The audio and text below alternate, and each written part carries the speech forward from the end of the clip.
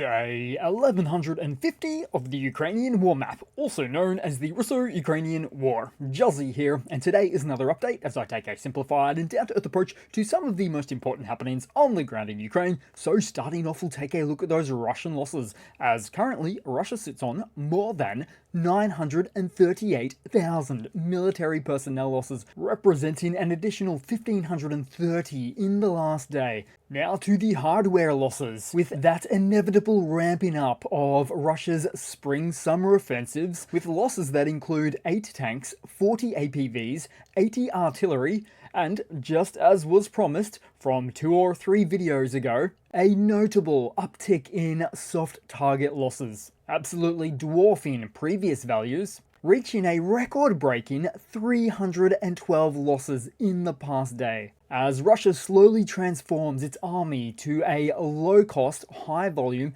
and low-quality civilian vehicle alternative. And now, given the Russian change in military doctrine, these values include motorbikes, with almost 100 lost in a single Russian offensive campaign in the last day, which I'll show shortly, but firstly headed to the territory of control stats, with no change in operational tempo seen in the past 7 days. That is to say, Russia gained another 1/100th of a percentage point of Ukrainian land, keeping them on track to capture Ukraine within about 150 years, but in doing so they are losing tremendous amounts of military hardware and personnel at some genuinely unsustainable levels. Furthermore, any territory Russia manages to capture is far from expanding its portfolio beyond the heights of its peak into its invasion. Instead, it's a case of Russia attempting to reclaim nearly 7% of land previously lost to Ukrainian liberation efforts. Talk about an exercise in futility. Then headed to the map, where another Ukrainian UAV delegation visited Russia overnight. One such confirmation of a strike came out of Volgograd, with locals recording the incident, although the exact target of the strike remains unknown at this time. However, it appears to be part of an industrial estate near to the city. Then to Ukraine, into Kharkiv, where 3 Russian infantry fighting vehicles were destroyed while attempting to cross smaller water bodies near the Oskil River. Next, and just southeast of this location, the battle for Nadia continues, as multiple launch rocket system volleys and tank fire plus assault teams from Ukraine's 3rd Assault Brigade pushed forward under cover of M113s, with the AFU hitting hard on the offensive, carving a path to liberate the remaining area east of the village. Then headed across to a part of the map with utter madness not seen before, because in the Pokrovsk direction, Russian forces launched a desperate mass assault, employing around 150 motorcycles and numerous buggies in a kamikaze-style attack. The Ukrainian defenders from the 14th Brigade of the National Guard stood firm, repelling the entire offensive with a remarkable level of discipline and precision. Preliminary reports confirm that over 240 Russian personnel were wounded or worse, alongside significant material losses, including 96 motorcycles, 21 armoured combat vehicles, 2 cars and 2 artillery systems. Despite the scale of the attack, Ukrainian troops did not lose a single position. This incident highlights the increasing reliance of Russian forces on unconventional, high-casualty, mechanized assaults as they struggle to maintain effective armoured units. With Ukraine's resilience here, what a slap in the face to the Moscovian war machine. And all of this, it would appear, is Russia's backup plan for this war, a change to their mechanized units structure. Although specifically, it's a change of tactics not likely to be coming from the top at the Russian MOD level, but rather much more likely driven by field commanders in these tactical decisions to employ motorcycles in battle, as those field commanders are pushed by the Russian MOD to achieve results. As such, this actually creates a misalignment between the MOD and the brigade or battalion level commanders adapting to battlefield conditions with these unconventional tactics, which inherently leads to a disconnect amongst their ranks that risks inconsistent strategies, with poor resource allocation and reduced effectiveness for their army. It's all just some unbelievable stuff. Also on the map, somewhere in Donetsk, A line of fire looking like it came from a time-traveling DeLorean can be seen. Moments prior, Russia's soldiers entered the fray with another of the Chinese Desert Cross ATV buggies, with a few Russian motorbikes just behind them. Ultimately, this inbound effort stood no chance against incoming Ukrainian FPV attacks, then headed down the map just quickly as a brief fire broke out near the occupation administration in Mariupol, seemingly out of the blue and far from frontline activity. And as for this broader frontline activity, whether it be Donetsk or Zaporizhia, Russian mechanized assaults are on the upswing, where we can well and truly officialize at this point that the Russian spring-summer offensives have recommenced, scrounging together all of their armored hardware and motorbikes in these low probability for success offensives, which results in adding the extra vulnerability of making for a target-rich environment for the defending Ukrainian forces.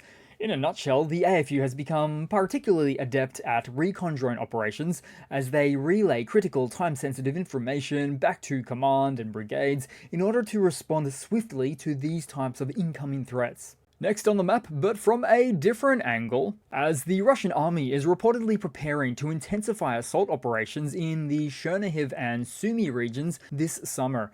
As a result, 8 new areas of responsibility of AFU troops are being created in the direction of Sumy, Kharkiv, and Chernihiv, according to Ukrainian soldiers, noting that this is not a new influx of AFU soldiers, but rather assigning them new sectors or tasks to combat any potential threats expected from the country's northern border. If Russia is to perform this northern invasion, it would very likely be a military mistake, expanding the theater of war beyond what they're capable of achieving.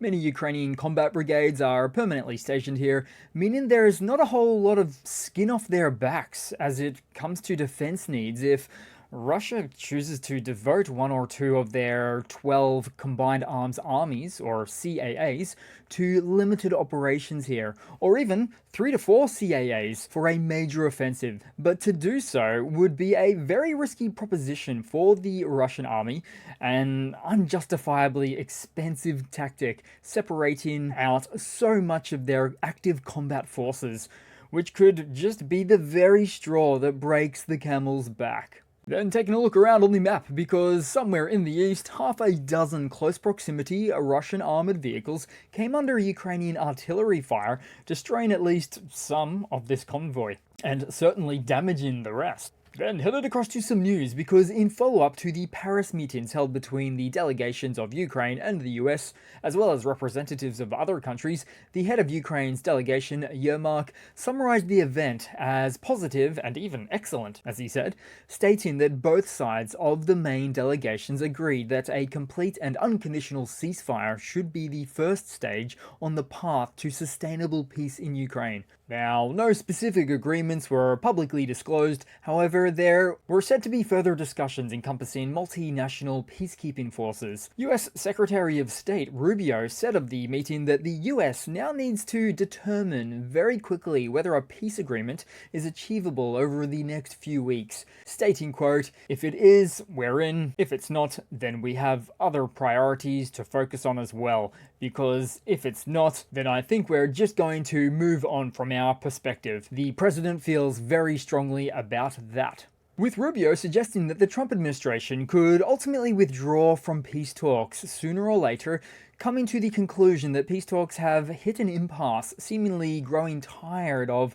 the Kremlin backing out of those ceasefires over and over again. Meanwhile, the Kremlin's rhetoric is growing more aggressive, targeting Europe to deter support for Ukraine, with Russian officials echoing Putin, demanding extensive territorial concessions from Ukraine, including areas not currently controlled by Russia. Kremlin spokesperson Peskov claims negotiations are progressing slowly, blaming Ukraine and Europe for the impasse. He insists that those Ukrainian territories the Kremlin demands are integral to Russia, framing any compromise as impossible. This stance reveals Russia's unwillingness to negotiate, while simultaneously threatening Europe to prevent its back-in of Ukraine's defense. Also in news, Russian Foreign Minister Lavrov at it again, who held a telephone conversation with Rubio, and according to an official statement, Lavrov confirmed his readiness to continue work on eliminating the root causes of the Ukrainian crisis, as he said, and that no concessions on land can be made. And so, although anything is possible, as of now, April 18, it looks like a case of an irresistible force meeting an immovable object. Or that is to say, the two opposing nations at war are left to hash out their arguments on the battlefield, at least for now. Then headed across to a short string of Russian military mobilization blunder segments. Never a dull moment for this front. So starting off within Russia, academic failure could soon translate to a one-way ticket to the trenches for Russian students. One federal university in Sverdlovsk has already received an official proposal on this chilling policy shift. It appears that students who fail their exams may face mobilization, compounding the desperation of Russia's military recruitment efforts. This move not only weaponizes education, but also reveals a regime increasingly willing to exploit its youth to sustain its faltering war campaign. It also sends an entirely conflicting set of messaging to Russians about joining the SMO, effectively stating, on the one hand, that if someone commits bad deeds, then the punishment is being sent to the SMO, which starkly contrasts with the narrative pushed by their own domestic media and propaganda departments, which depict that the SMO is a positive venture that portrays an omnipotent Russia enjoying victory on all fronts. It just doesn't add up. Then to another blunder, Russia starts cutting payments to war participants. Take the example in Yamal, north-central Russia. Because starting this week, payments in the region are slashed by 40%, where signing a contract with the Ministry of Defense now pays 1.9 million rubles, down from 3.1 million rubles. The reason? Willing participants from other regions traveled to Yamal for the money, taking a toll on local budgets. Looks like there's not much money left for war. Then to a final quick military blunder, as it has begun. Because the Russian prosecutor's office has requested 16 years in prison for soldiers who are captured by Ukrainian forces. This is the first case under the article on surrender to captivity, with this gentleman being the first to face the charge. But worry not, because Russian jails are essentially military recruitment centers now. In fact, many of them already have both an official SMO recruiting office and a passport-providing citizenship and immigration office. All in one. Russian jails, the revolving doors of continued desperation. Then headed across to a quick funny, or a bit of a real oddity here, a bit of a mystery to round off the video today, guys, where it's hard to exactly know what's going on here, with potentially a digital Putin already becoming a reality. Yesterday, Putin held a meeting with members of the Russian government via video link, where you can clearly see a blurring effect around this body and face of his in the video. It could be a deepfake Putin after another Botox mishap, or maybe they're editing out a hospital bed following previous reports of Putin taking a series of falls where he may have since stumbled again, fell and crapped himself again. It's part of the reason why we call him Putin, with the sounding of his name being an unfortunate coincidence for him. Possibly also for this video, so he could be sitting in some small bunker somewhere and attempting to obscure the location details. But let me know what you guys think, because as we've come to learn with Russia, the truth is always stranger than fiction. So that's it for today, guys. Thanks again for watching. Please continue to like, comment, subscribe, and I do hope to see all of you guys there in the next one. Cheers!